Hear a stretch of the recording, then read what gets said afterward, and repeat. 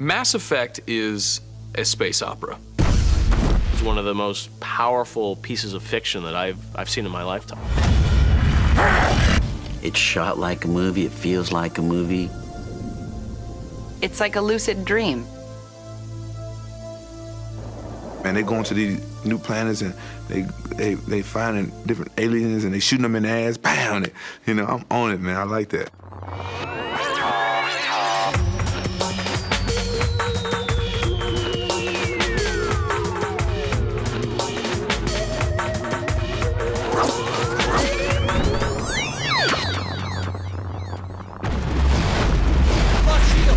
Mass Effect is a grand and epic sci-fi adventure game which kind of plays like 24 in space. The idea behind it is to try and make a role-playing game for people that helps them live those science fiction moments from classic movies that we all grew up with. Blade Runner. Over Star Wars. Minus Han Solo. Plus Babylon 5 meets Aliens. With Sean Cassidy to the 10th power. Yeah. You're a character in a distant universe, this aspirational fantasy, allowing you to do things you could never do in real life. In Mass Effect, you are the hero. You're controlling the action, and what you do can change the outcome. Ultimately, you decide the fate of the galaxy. I mean, it doesn't get any bigger than that. This game is awesome because you can completely customize your hero. You can be a woman, you can be a man. You can be a bald albino with no eyebrows. You can be a horrifically scarred Asian veteran.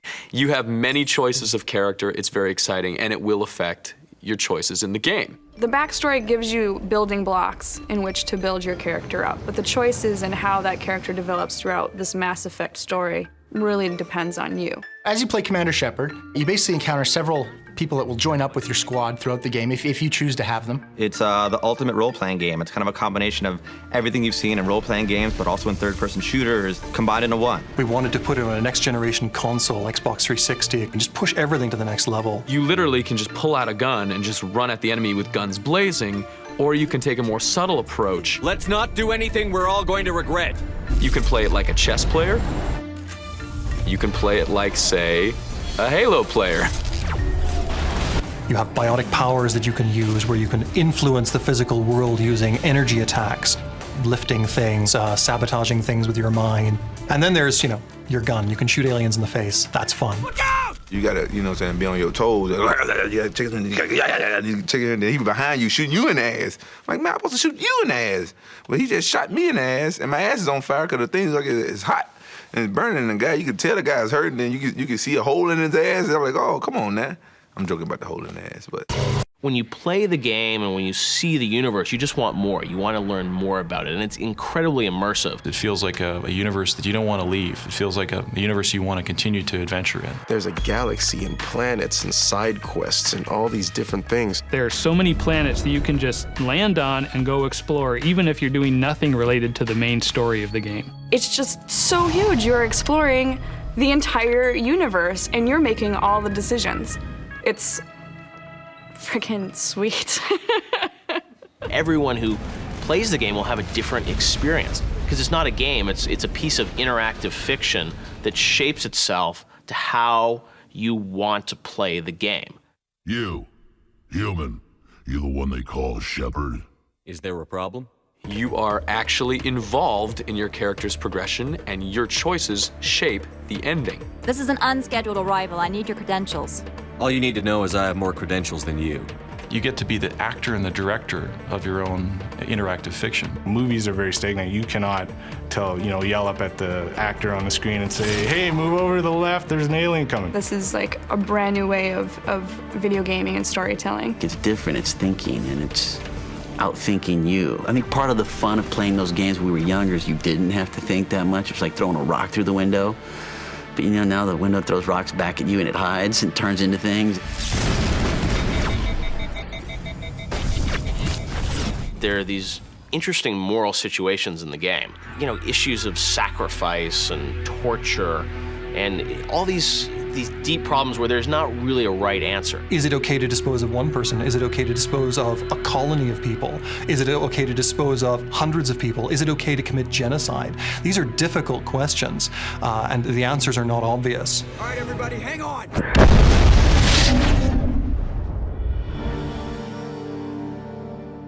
It's not even kind of a standard just choosing good and evil kind of thing. There's like a gradient of like good and evil. If you make always the meanest, gruffest, most aggressive choice, that doesn't always get you the result that you ultimately want. That's a positive. You son of a bitch! I'll make sure everyone in the Alliance sees that. Your career is over. What we've tried to do is actually say, listen, there really is no good and evil. There's your choices and the impact that they have on the world. Typically, freedom and choice in a video game is limited to whether or not you want to turn on the system or turn it off.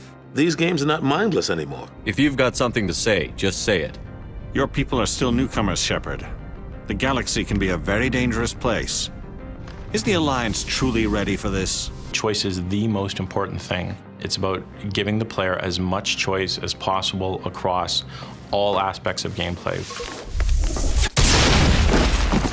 Most games are essentially a roller coaster, where you get in, you hang on for dear life. If you play right, you're gonna go up here and down here, and the big falls and the big screams, then you're going back down again, and then it ends. With Mass Effect, it's more of a road trip, where you get in your car, you got your 3 or 4 dumb friends, and you guys are going forward. And wherever you get to is gonna propel you to the next place. And some dumb decisions you make over here are gonna put you in a problem over here. Eventually, you're gonna get where you need to go, but the way it's gonna unfold is like a mystery.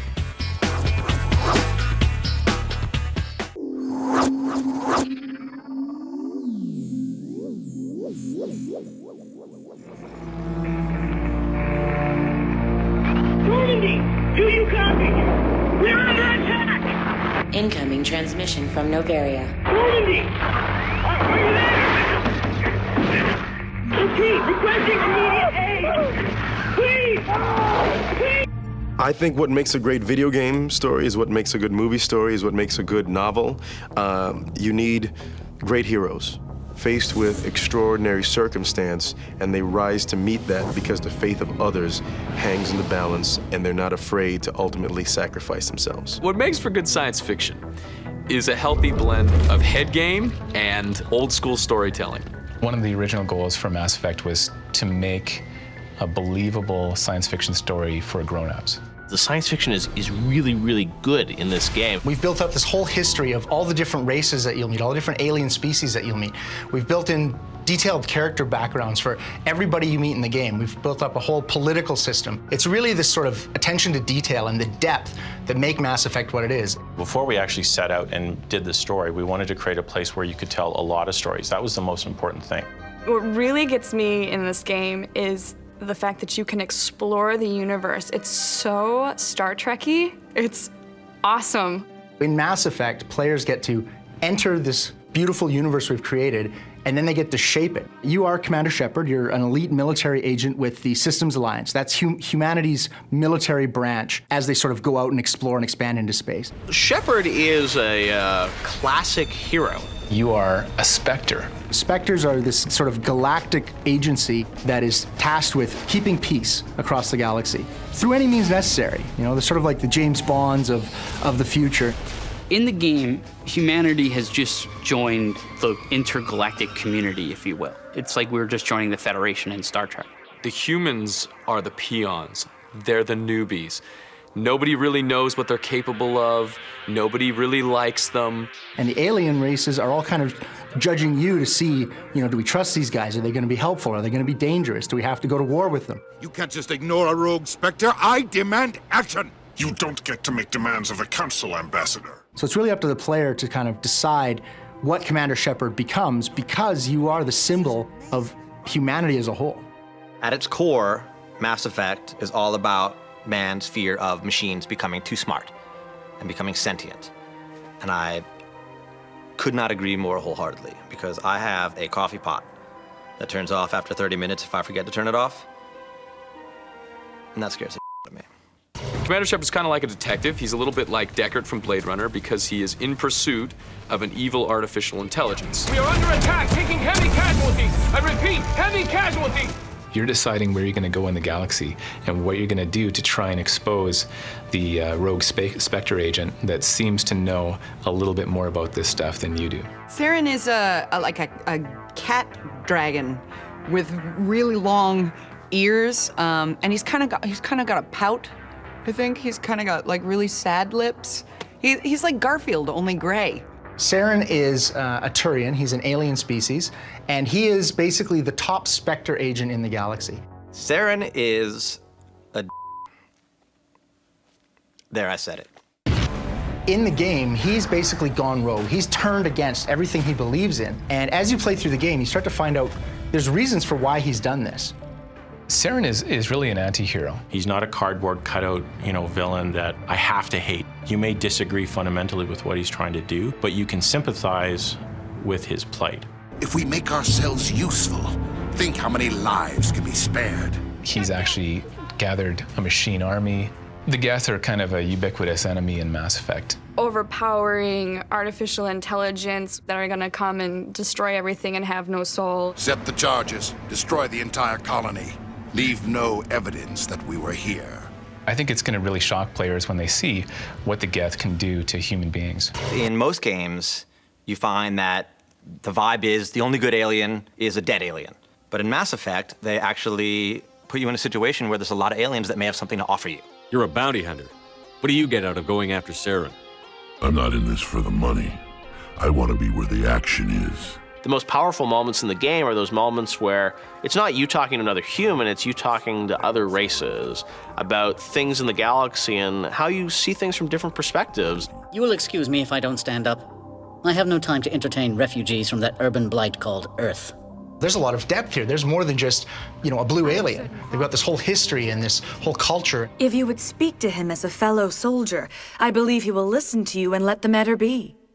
The poor bastards that made this game had to go to great lengths to ensure that they made alien races that didn't just differ in terms of how they looked, but they're actually different in the way they are culturally, the way they are with attitude, the way they are with politics and fashion sense. There's some pretty attractive looking aliens. And I think we're entering an age where people are more open-minded. People are saying traditional sexual roles don't necessarily have to be the way to go. And Mass Effect lets you maybe explore things a little differently because, let's be honest, alien chicks are hot. We've really tried for a very realistic and very hard science fiction kind of view, but we also tried to really convey the softer side of science fiction, the emotional side, the human side. Sorry to interrupt, Commander. Got a message from Captain Anderson. You've got all these morality situations where you're asked to make a judgment call. Too many people died here, Fist. You don't get to walk away. And so much what happens afterwards is going to be based on those series of judgment calls, much like life. Maybe you have to choose between one crew member and another, and whoever you choose is going to live, and whoever you don't choose is going to die, and you're going to have to play the next, 10 hours of the game without the presence of that character. And in a game as emotional as Mass Effect is, it's a great loss, and you'll feel it. We'll see that he receives a proper service once the mission is complete. But I need you to stay focused. Aye, aye, sir. You become so invested in the characters that you're running. You actually get emotional. You actually start feeling what your character might be feeling if it was an actual live person. Not every game lets you interact with everyone on screen. Not every game lets you interact with death. It gets you so involved on such a deep level in a video game.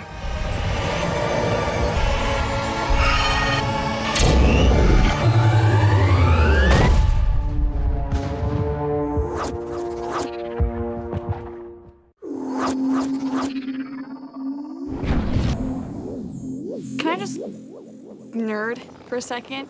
Just walking through the ships, walking through the cities, you're just walking around just like, oh my gosh, just dumbfounded. They're huge. It is an entire world on this little disc. The technology they use today is just, your jaw hits the ground. It's really a beautiful game. Building a game like Mass Effect is a major undertaking. You've got hundreds of programmers and artists, you've got millions and millions of dollars, you've got a long history of technologies that you bring in. We had well over 100 people working on it when we were in full production. It took about 4 years to make. You really have to start by limiting yourself so that you can actually make some progress. The art were less for actual science, the writers were quite a bit more, so there was always this combat between the two. Should we allow time travel? Should we allow instant space travel? How do we actually go to other planets? Because thanks to Einstein, that jerk, we can't go faster than the speed of light. And the speed of light isn't all that fast. I mean, it's faster than my Toyota, but it's not that fast. Mass Effect is, as a metaphor, the title, but it's also kind of the slang term in the Mass Effect universe for dark energy. Dark energy sort of is this mysterious force. It's actually drawn from real-life science news. It's an energy that pervades the universe, and it causes the acceleration of the expansion of the universe. Magnons, protons, electrons, that kind of stuff that you can use to harness to create. What was the question again? I don't feel qualified to answer this. Gravity acts repulsively on it. So if I had a lump of dark energy here, it would actually start inflating and it would actually create a new universe. That would be very exciting, but I guess the excitement will be somewhat short-lived. I don't really understand how Mass Effect works, but you can like warp space and time and throw people around. It powers the starships. It really powers all of the cool technology in Mass Effect, and yet it still kind of has a hook into being plausible in real-life science.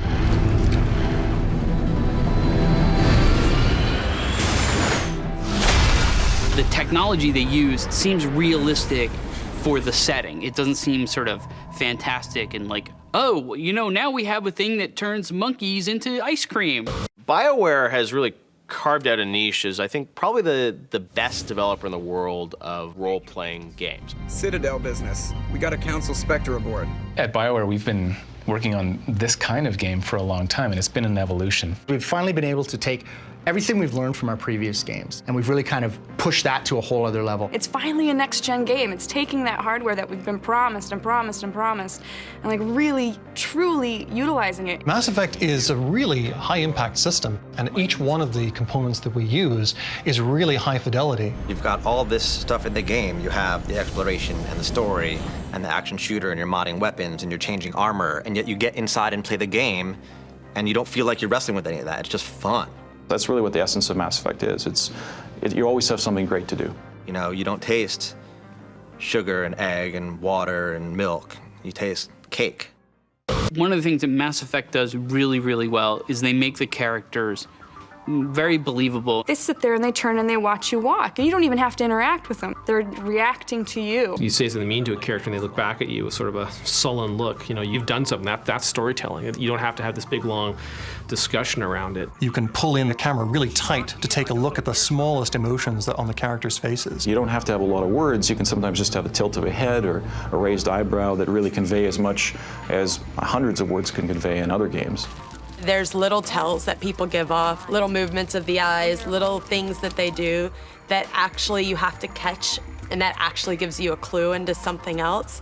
That's pretty amazing. You can actually tell when a character's lying. You can tell the way they're feeling about you. They can tell when they're nervous, when perhaps they're not happy with the decision that you made as their leader. You're like, I don't even have that much expression in my face. Virtual acting isn't anything new. You see it all the time in movies now, in movies like Beowulf and Pixar movies. A lot of times, something's kind of off about it, and it's almost like you're watching like an old Godzilla movie where like the guy is talking, but the words don't quite match up. The technical accomplishment that was most impressive was the head system that we came up with. Meshes for the actual shape of the face, custom animations for each of their facial gestures, dozens and dozens of sliders for things like, what is the distance between the bottom of your nose and the top of your lip. Everyone seems to create a completely different character, and that's one thing that never ceases to amaze me is how people all find their own way to play this game. We've taken some of the great voice acting talent. We have an amazing group of actors that have contributed to this project. We had really impressive performances from some famous actors like Keith David and Seth Green. The quality of CGI is so improved these days that, it's amazing. It's amazing. as long as, you know, these graphics don't replace actors altogether, which has always been the long-term fear that it could happen. Nothing that'll spoil a good video game than a shitty actor. It's an incredible picture of what you can do if you really take your time and build it right. The great thing about Mass Effect is right from the start, we've envisioned it as a huge trilogy of games. The jerk that you were in the first one, or the hero that you were in the first one, is the character you're starting with in the second one. People are going to see that choices they made in the first game will carry through the second game and even all the way into the third game. It really has taken us all of these many years to build up the amount of technology that it requires. The 360 really allowed us to build the game we wanted to build this time with photorealistic environments, photorealistic characters. The sound, the graphic quality, I mean, we pushed it pretty hard. It's dedicated to that HD TV experience, which gives you really high definition visuals. It is the game that everybody wants it to be. If games are this hot right now, I'm excited about maybe by the time that I'm 50, you could almost be in something like the holodeck. And you could play this game and get lost in the game and play it for days and days and really feel like you're in the middle of it.